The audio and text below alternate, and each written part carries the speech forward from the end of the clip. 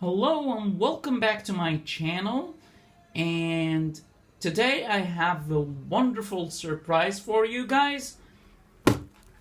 Yes, it's the power inverter. It says 1,000 watts. I got it from the local store.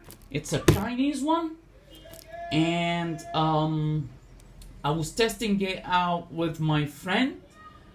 He bought his own power inverter, and it's the same one, brand and model. And they always say 1,000 watts, and on the box it's 400 watts. So I wonder which one is true. So I tested out with my friend. It can power up the PC without the monitor, and it can power up the 100-watt lamp and the laptop and things and stuff like that, the fan, things like that. So it's around 400 to 500 watts. It's not 1,000 watt. It's supposedly it's up to 1,000 watt, but if you use its own maximum power, it could damage the power inverter, because it's cheap for its price, and it's not that expensive, so gives you a good fair amount of watts using it on the normal appliance. But if you use an angle grinder and expect that to power it up, it won't power up the angle grinder. So today this is the unboxing of the brand new Chinese power inverter. You see, it says DC 24 volts to AC 220 volts, 4 USB, 5 DC. That's not what it's in. So it says here 1,000 watts, and here it's 400 watts, and it's puls. 12 years of warranty, 12 months of warranty, sorry. 12 years, wow. What a warranty. So here, power inverter and lots of stuff. So let's unbox it and see what's inside.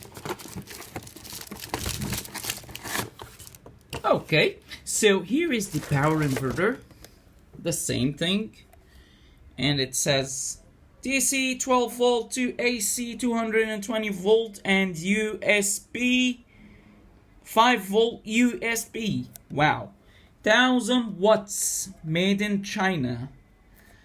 It's 1,000 watt. Again, it's saying 1,000 watts. Don't know why. And it's easy to plug. Oh, okay. It comes with its own clamps. So simply, you just unlock this knobs this way. The red one is the positive. So you hook up the positive wire with the positive, which is the red one with the red one. Simply like that. So that's the positive. That's the positive clamp. And the negative clamp. You hook up the black wire with the black knob. Simply, just like that. See? Clamp it up like that, and just screw that back in, and it should be working fine.